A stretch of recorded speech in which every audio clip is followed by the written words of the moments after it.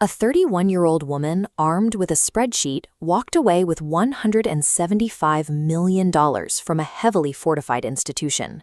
JP Morgan controls trillions of dollars in assets. They employ thousands of risk analysts and the most sophisticated fraud detection technology in the financial sector. Yet their CEO, Jamie Dimon, signed off on a massive check to acquire a startup that was, for all intents and purposes, a complete phantom. The architect behind this deal was Charlie Javis. She built a compelling, charismatic founder profile that thoroughly disarmed the room. Predictable human psychology defeated the bank's technical defenses. This deal proved that even brilliant financial minds will look past obvious red flags when they are incentivized to see a success story. Modern startup culture heavily rewards those who project relentless confidence.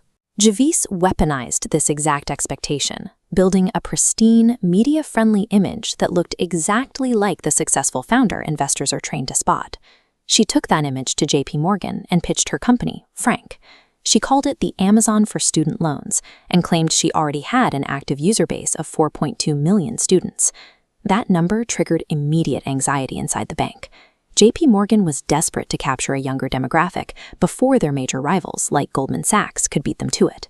Driven by fear of missing out, executives rationalized away confusing internal numbers and highly secretive behavior. They stopped evaluating the grounded reality of the business entirely, and instead they started paying for a vision.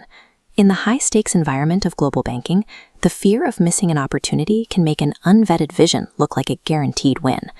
The problem was, Frank was struggling. Charlie actually had fewer than 300,000 real users. She was short about 4 million students. Instead of admitting defeat and losing the acquisition, she allegedly went shopping. For $18,000, she hired a data science professor to manufacture the missing millions. This diagram shows how a synthetic dataset works. An algorithm takes a small sample of real human data and generates millions of fake lookalikes. It rapidly populates realistic names and addresses. JP Morgan reviewed these 4 million formatted rows and accepted them as truth. Financial illusions survive because they provide exactly what the victim desperately wants to see. When a spreadsheet perfectly confirms an investor's deepest hopes, the fraud becomes virtually invisible. The deal closed. Charlie personally walked away with nearly $10 million. Her team celebrated a massive exit, and the champagne flowed. Then came the marketing test. JP Morgan finally geared up to use their expensive new asset, sending out their first wave of promotional emails to those 4 million students. Only 1% of those messages reached an inbox. The others immediately triggered fatal address not found bouncebacks. In an instant, the bank realized they had purchased a $175 million empty spreadsheet. Charlie's trajectory abruptly shifted from a Forbes success story to a federal defendant facing decades in prison. The financial world loves to reward extreme confidence during a boom, but the second that foundational trust cracks, the institutional support vanishes overnight. Study authoritative tone.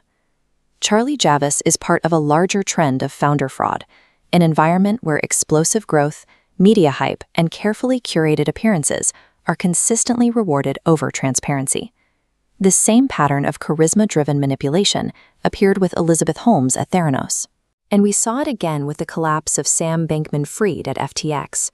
Protecting capital requires prioritizing raw data over charismatic founders, as collective greed is often enough to bypass even the most rigid institutional checks.